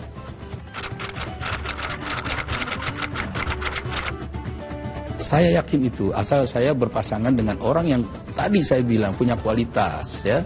Saya yakin itu dapat. Jadi harus yakin kalau maju itu dicalonkan harus yakin bisa mengalahkan, bukan Ahok aja. Kalau Ahok sih ya kecil lah, bukan lawan saya dia, percayalah. Nah, orang yang lebih dari Ahok. Lihat dari komentar warga DKI, ada yang senang dengan kebijakan-kebijakan Anda, tapi ada juga yang merasa kesal, susah. Ada yang berharap Anda mencalonkan diri lagi, tapi ada yang bilang nggak usah aja, dan seterusnya. Jadi pandangan masyarakat tentu macam-macam ya. Nah, di luar pandangan masyarakat yang kita dengar tadi, ada juga anak-anak muda terutama yang suka memakai Anda sebagai objek untuk membuat meme gitu ya, membuat gambar-gambar kreatif ya, kemudian diupload di media sosial. Mari kita lihat. Captain Jakarta. Anda pernah lihat nggak yang begini-begini ini? Pernah. Pernah. Tapi yang ini belum. Yang ini belum. Komentar Anda apa ini? Anda cocok atau kurang? Kayaknya cocok juga, garing-garing juga ini. Baik, berikutnya. Yang bagus-bagus cocok ini gitu ya. Bagus gitu. Ini bagus, cocok. Wah, ini mengungkit persoalan lama nih. Lagi UPS ini. Ini Anda senang atau kurang suka? Ya, lumayan lah. Lumayan. Baik. Badannya berotot tapi wajahnya manis ya.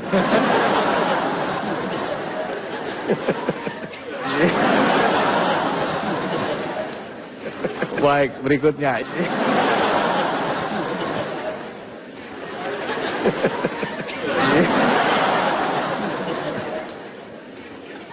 Kali ini Anda suka atau tidak? Ya minimal nggak usah latihan, lumayan juga foto gitu. Tadi kan cicit-cicit kita kira buyutnya kayak begitu badannya. Padahal rekayasa ya. Oke, cocok.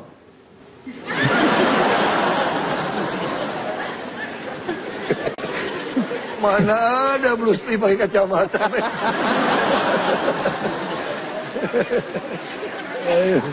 Iya. Mirip ya. Oke, berikut. Wah, Anda siap mati. Tapi Anda siap mati nggak ini? Ini kayak bukan Ahok deh yang ngomong. Jadi mirip yang sebelah cuma pakai wig ya. Nah, Anda pernah mengatakan bahwa mati adalah keuntungan. Karena Anda bilang nanti di pusara saya, Anda minta pada keluarga untuk ditulis mati adalah keberuntungan. Ditulis dalam bahasa Inggris, bahasa Mandarin, dan bahasa Indonesia. Tujuannya apa? Minimal nolong orang Belitung, nggak ada tujuan wisata baru ke kuburan Ahok kan. Ya, rumah Ahok kan gimana? Ada destinasi wisata tambahan. Semua orang datang ke kuburannya Ahok gitu ya? Sekarang orang ke rumah kecilnya Ahok seperti apa? Oh iya, saya juga termasuk yang dibohongin sama pemandu wisata. Pak, mau lihat rumahnya Ahok. Apa hebatnya dia? Wah, itu hebat Pak. Coba Bapak harus lewat di rumahnya Ahok. Jadi kita cuma dilewatin aja rumahnya Ahok. Ini Pak rumahnya Ahok. Ya rumah biasa aja. Oh, jadi Anda berharap dengan ada kuburan Anda di situ makin membuat orang tertarik untuk datang? Siapa tahu kan rumah juga, rumah masa depannya kayak apa, rumah kecilnya kayak apa, bisa aja. Oh, di satu kompleks gitu ya? Enggak lah. Taruh di tempat yang kuburan umum aja biar ada yang ngerawat. Oh ya. Kalau sendiri anak cucu lupa repot tuh. Baik, tiba saatnya kita ingin mendapatkan penjelasan dari seorang Ahok tentang tantangan untuk menjadi gubernur yang kedua kali. Karena ini kalau kita lihat sekarang partai-partai sedang menyiapkan, sedang berancang-ancang. menggadang-gadang calon lawan Anda yang dianggap pasti akan mampu mengalahkan Anda. Siapa mereka nanti kita akan cari tahu, tapi bagaimana tanggapan dan reaksi Anda juga saya ingin atau kami ingin dapatkan. Ikuti terus Kick Andy.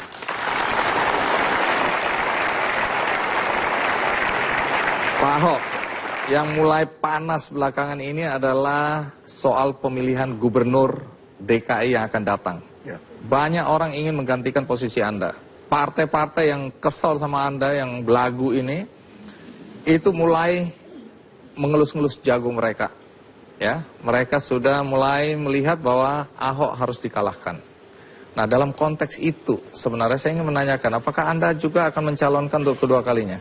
Pasti dong.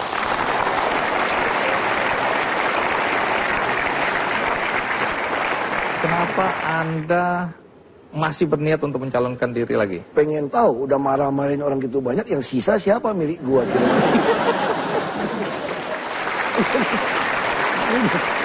Marahin itu banyak kan, pengen tahu aja gitu loh. Lalu persiapan Anda apa? Nggak ada persiapan, yang sibuk mah yang namanya teman Ahok itu yang siap-siap itu. Aku mah nggak siap-siap, biasa-biasa aja. Nanti kita cek teman-teman Ahok ini apa motifnya sebenarnya. Partai Gerindra yang dulu mengusung Anda, yang sekarang mulai jengkel melihat kelakuan Anda ini, sudah mulai mempersiapkan jago-jagonya. Di antaranya kita udah tahu persis, memang walaupun Kang Ridwan Kamil ini sudah diminta, karena Anda pernah mengatakan kalau Ridwan Kamil muncul atau bersaing dengan Anda, mungkin Anda juga kalah. Anda pernah mengatakan seperti itu. Ya artinya gini, kita harapkan DKI itu banyak calon yang baik-baik dari daerah datang. Sehingga kan mereka akan menawarkan program-program yang baik kepada warga DKI. Nah, kan beliau kan selalu mengklaim kreatif, apa, Bandung bagus, apa. Ya mungkin aja kan kalau dia datang bisa tawarkan sesuatu yang baik, orang Jakarta tertarik, yang diuntungkan kan orang Jakarta. Jadi Anda melihat? Banyak bagus-bagus kan, justru saya katakan Jakarta, karena di ibu kota, etalase negara kita, harus banyak yang baik dong. Supaya orang Jakarta ini pilihannya banyak. Anda akan lewat jalur partai atau independen? Karena beberapa kali Anda mengatakan keinginan untuk memakai jalur independen. Soal jalur independen ini seberapa seriusnya? Ya tergantung kan. Waktu itu kan memang kita dikumpulkan KTP teman Ahok. Saya sempat udah ketemu makan siang. Mereka laporkan secara syarat sudah penuhin. Tapi untuk menghindari kecurangan macam-macam, mereka ingin lebih aman 1 juta. Kadang ada sebaran penduduk, terus takut ada yang meninggal, ada yang pindah, nanti kan bisa, ya orang awalnya niat nggak benar kan bisa aja mengganjal macam-macam. Nah kalau ada 1 juta kan, dia bilang ini sebarannya kurang, ada lagi pengganti, ada pengganti, ya gitu. Nah saya sampaikan seperti itu. Kalau itu bisa penuhin 1 juta, ya kita harus dicalonkan independen dong. Masa nggak menghargai orang yang ngumpulin KTP gitu. Kalau melalui jalur independen, apa tantangan terberat yang Anda lihat? Sudah nggak ada tantangan juga, asal teman-teman betul-betul ngumpulinnya benar. Kalau saya lihat yang dilakukan teman Ahok ini profesional sekali. Nah kita juga terima kasih kepada yang ngumpulin KTP ya. Kalau mau dipikirin, ini gila juga. Capek tuh ngisi formnya itu. Saya bacanya itu, nekras saya itu form dibuat. Susah banget ngisinya gitu loh. Tapi ternyata orang Jakarta betul-betul datang ngantri ngisi itu. Makanya saya sangat menghargai orang Jakarta betul-betul yang ngisi ya. Betul-betul khawatir sekali saya itu tidak bisa nyalon kembali gitu. Nah saya teman Ahok mulai muncul ketika saya ada mulai APBD 2 versi. Versi saya dan versi DPRD.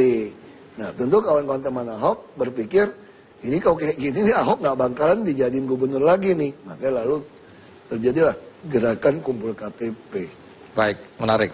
Tapi sebelum kita lanjutkan, kita juga ingin tahu bagaimana pandangan warga Jakarta terhadap keinginan untuk mencalonkan Ahok kembali sebagai gubernur DKI. Ini dia pandangan mereka.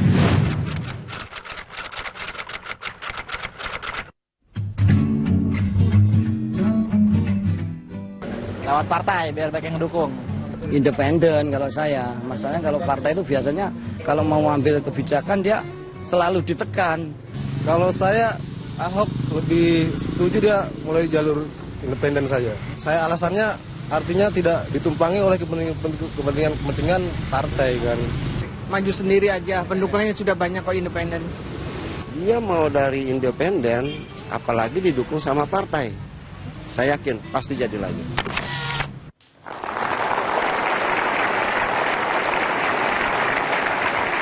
Baik, kebetulan. Baik. Misalnya contoh DKI waktu kami baru masuk, saya bicara gini sama PNS. Kami akan menggaji Anda di atas gajinya pegawai swasta.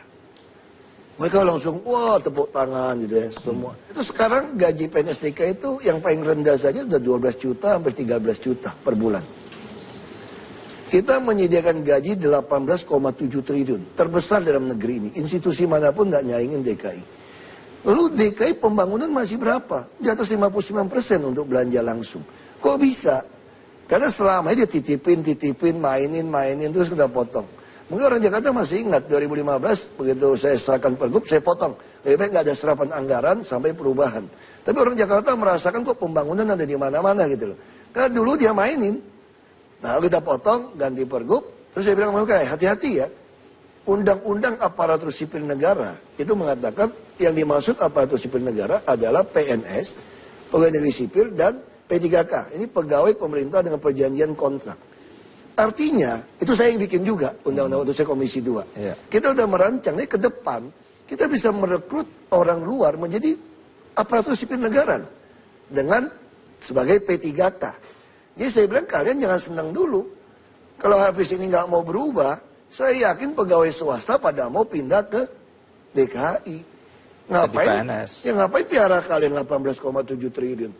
Saya ngarap-ngarapin bisa dipecat-pecat setengah kan lumayan dari itu. Ya makanya sekarang kita bikin. Nah, sekarang saya lagi merancang lagi bagaimana sistem untuk menilai dia mendapatkan tunjangan kinerja daerah ini. Saya sebetulnya bukan orang yang nggak manusiawi, saya sangat manusiawi sebetulnya. Cuma Anda salah paham aja, karena dipengaruhi teman saya tadi. Masih soal kesalahan-kesalahan Anda deh. Belum puas. Gak apa-apa, saya juga sengaja datang, puas-puasin, cari semua saran saya dah. Jawab sampai puas gitu loh. Ini juga sengaja datang nih. Baik, kebijakan Anda sebagai gubernur sering membingungkan. Kata siapa? Kata saya barusan. Misalnya, ketika Anda melarang billboard untuk iklan-iklan rokok. Padahal semua orang tahu pendapatan dari billboard semacam itu cukup besar untuk Jakarta. Kenapa Anda larang? Karena hasil kajian, mau di WHO, mau di manapun, biaya orang terkena efek dari rokok ini jauh lebih besar biaya yang dihabiskan daripada iklan yang kita dapat. Saya khawatir anak-anak pemula waktu lihat iklan, dia pikir ini sesuatu yang baik. Rokok tidak dilarang. Tidak dilarang kok, tapi bagaimana caranya jangan sampai anak-anak melihat iklan lalu persepsinya salah.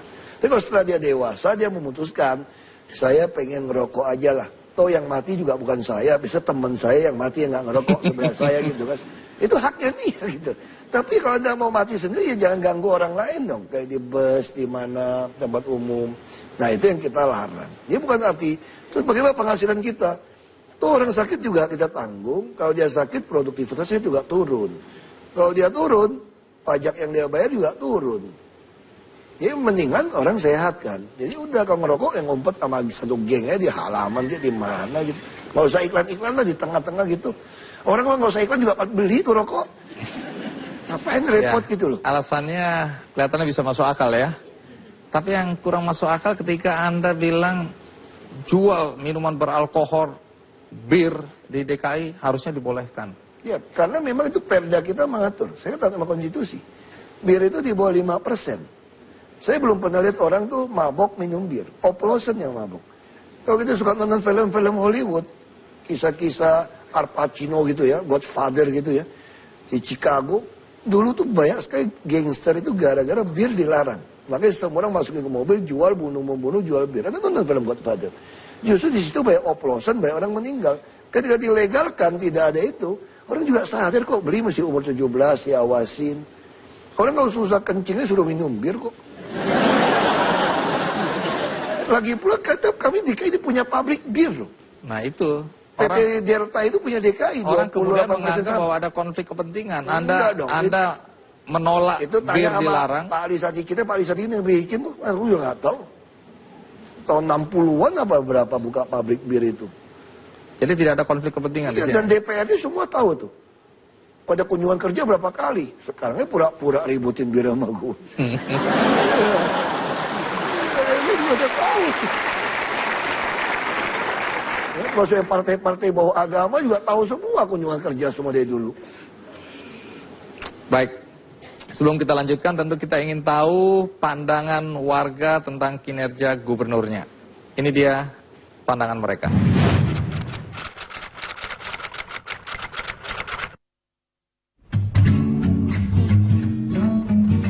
Saya merasa puas atas pemimpinan Ahok di bidang pembangunan. Terutama sekarang banjir sudah berkurang. Kedua, di bidang infrastruktur jalan sudah lumayan, sudah ada, maksudnya sudah masuk ke kampung-kampung sudah ada. Bagus. Kalau saya rasa puas, cuman ordernya kurang lama. Ya, tuanya masanya karena belum terrealisasi semua. Kurang puas juga sih. Kenapa ini ya? Jalan masih macet. Ya gimana ya, kayak Metro Mini, Kopaja masih ugal-ugalan di jalan gitu kan. Peraturannya belum dipatuhi gitu. Puas sekali. Banyak perubahan dan kebijaksanaan yang diterapkan itu berjalan dengan lancar. Buktinya pasar-pasar yang dulunya kumuh sekarang jadi rapi. Terus jalanan yang dulunya banjir sekarang enggak, sampah-sampah bersih di mana-mana. Setelah banjir misalnya sungai banjir gitu ya, di pintu-pintu air tuh sampah langsung dibersihin setelah banjir. Kalau untuk kepemimpinan Ahok saat ini, saya merasa tidak puas. Terutama saya berpikir, saya sendiri kan pedagang kaki lima, itu merasa tersingkir dengan adanya kepemimpinan Ahok. Terutama di wilayah Tanah Abang ya. Mereka yang selama ini biasa berdagang di sana, walaupun dengan ada mereka merapikan pedagang kaki lima, saya rasa pedagang kaki lima itu masyarakat yang paling ibaratnya mereka mencari penghasilan itu dari harian, bukan bulanan.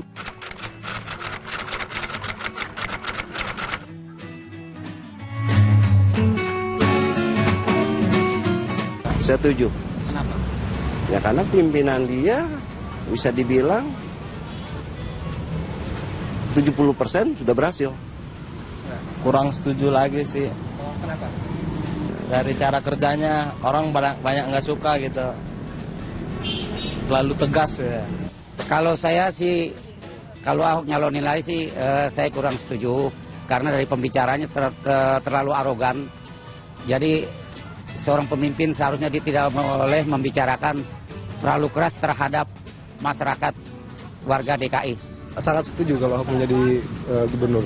Kalau pandangan saya sendiri ya, dia itu sangat tegas mengambil kebijakan. Dan saya sangat setuju ketika Ahok mengambil gubernur lagi. Saya setuju sekali karena dia tegas. Kayaknya kalau saya lihat dia itu kayak titisan Pak Ali Sadikin. Kalau saya sudah setuju sih, itu aja. Karena saya udah ngerasakan sendiri apa yang dampak yang Ahok berikan ke kita sebagai pedagang kaki lima ya kan. Karena saya rasakan kita sebagai pedagang kaki lima itu kayaknya pengen dagang di sini digusur, pengen dagang di sini digusur.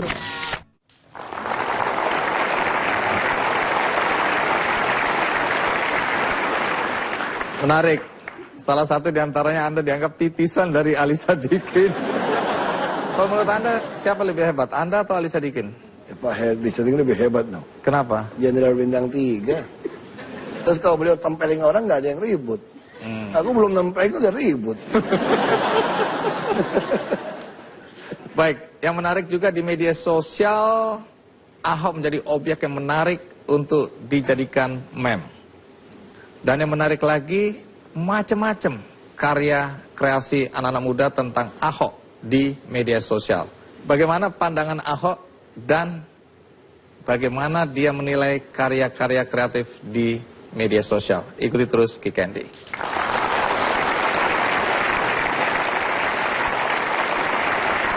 Baik, kalau tadi kita lihat Salah baca situasi jalan, kita kasih tahu. Dan saya ngitung sampah sungai itu tidak pernah bersih semua sungai. Masih kan nggak 2012, Manggarai segala macam itu semua tong sampah.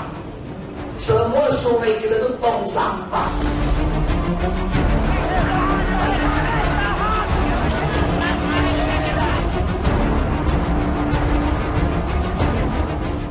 Jadi kalau sekarang ngancam kita nih, mogok. Sekarang kalau mogok, sikat habis sudah.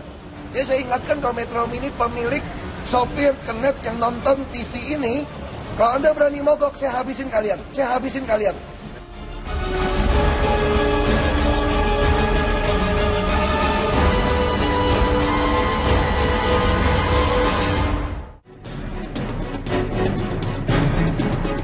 Gubernur DKI Jakarta, Basuki Cahayapurnama alias Ahok, terkenal sebagai sosok yang kontroversial. Sejak masih menjabat sebagai wakil gubernur di tahun 2012, Ahok terkenal tegas terhadap aparat birokrat. Pun setelah resmi dilantik menjadi gubernur pada 19 November 2014 oleh Presiden Joko Widodo, Ahok tidak mengubah gaya pemerintahannya yang tegas dan cenderung temperamental. Lawannya ini nggak bisa. Jadi saya mau tanya Pak Wali Kota, ini semua Pak Wali Kota yang pengen apa bukan orang-orang yang tidak pengen? Tidak jarang, keputusan-keputusan yang diambil Ahok dianggap tidak berpihak pada rakyat kecil dan menyalahi hak asasi manusia, seperti penggusuran warga kampung pulau dan penegasan pelarangan beroperasinya beca. Ahok pun tidak segan untuk memberhentikan pegawai pemerintahan yang dinilai kurang baik dalam menjalankan tugas. Kontroversi Ahok seolah tak kunjung usai. Pada Agustus 2015, terkait jual beli tanah untuk pelebaran rumah sakit Sumber Waras, Ahok dituding merugikan negara ratusan juta rupiah.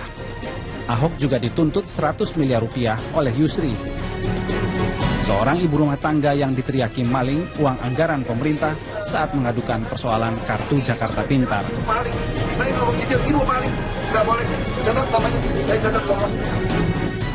Melihat sikap Ahok yang kerap temperamental, Wakil Presiden Yusuf Kala bahkan angkat bicara agar Ahok menjaga sikap dan bicaranya di depan publik.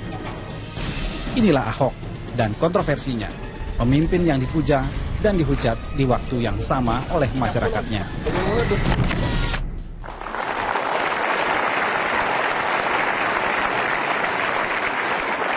Mereka yang tidak suka dengan gaya kepemimpinan Anda, menganggap Anda itu arogan, tidak manusiawi, sok kuasa, sewenang-wenang. Pokoknya semua yang jelek-jelek deh. Anda tahu nggak bahwa Anda dinilai seperti itu juga? Ya, kalau top nomor 1 kan nggak apa-apa. Maksudnya apa itu? Semua jelek kan diborong, saya kan bagus dong. Diborong semua, bagus. Tapi ini yang jelek-jelek loh ya? Nggak apa-apa, kalau setengah bahaya, kalau top yang penting nomor 1 udah.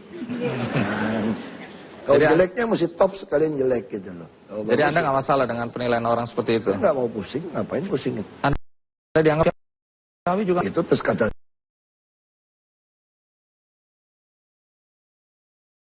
dia.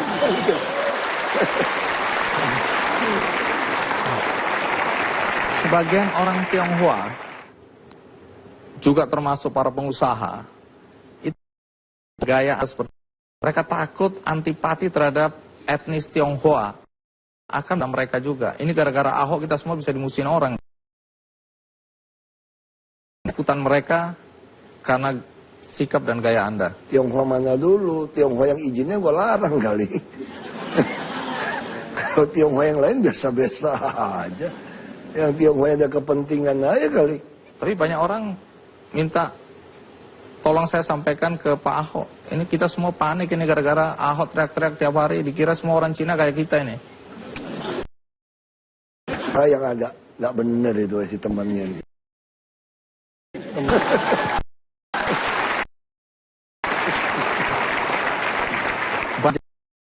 Ya kan dianggap kontroversi. Anda kan kalau perlu pergub saya ubah untuk mendapatkan orang-orang yang jujur, orang-orang yang baik, walaupun dia tidak tamat SMA, bahkan kalau perlu cuma lulus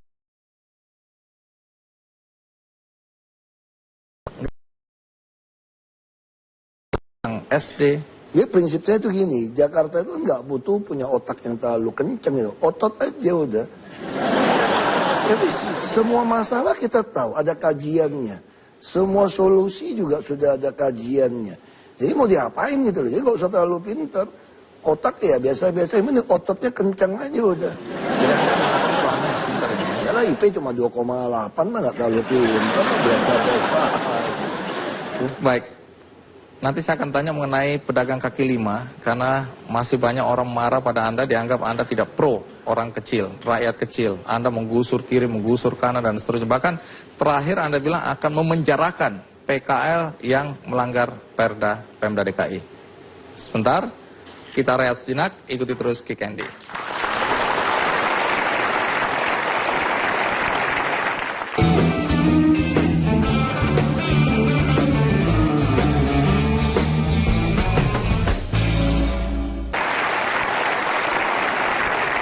Pak Ahok, soal pro kontra kebijakan Anda, ya, saya mencoba melihat dari sudut negatifnya aja, bahwa kebijakan-kebijakan Anda ini kemudian dituding tidak pro rakyat, pro orang kecil.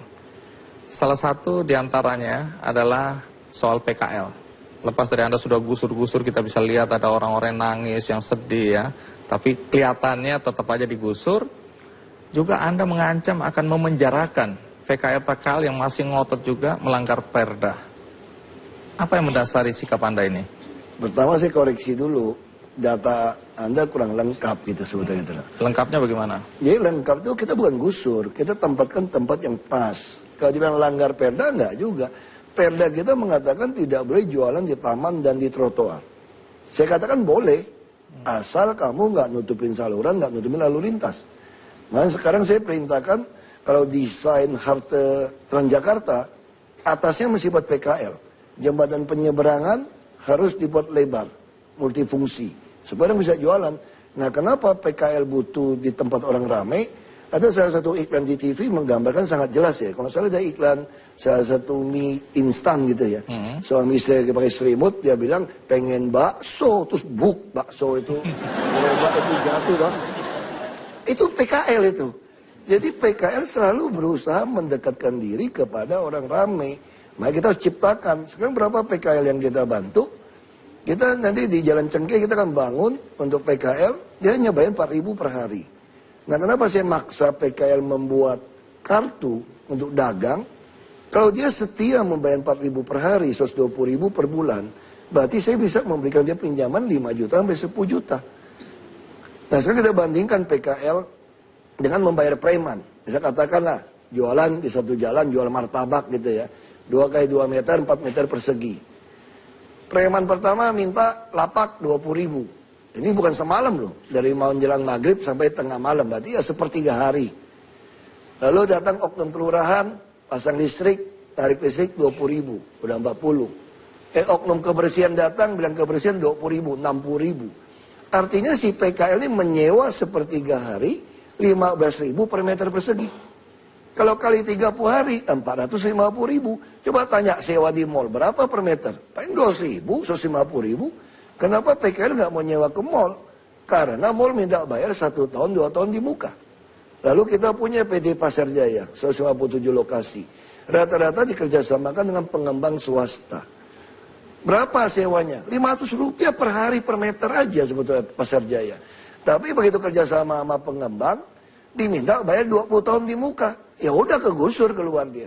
Makanya kita sekarang lagi menyiapkan tempat dagang buat mereka termasuk modal kerja. Kita menyiapkan dari pemerintah pusat KUR 9%, kami 12%, 1% per bulan. Kita siapin 1 triliun untuk biayain 100.000 PKL. Yang terkumpul berapa? Cuma 20.000.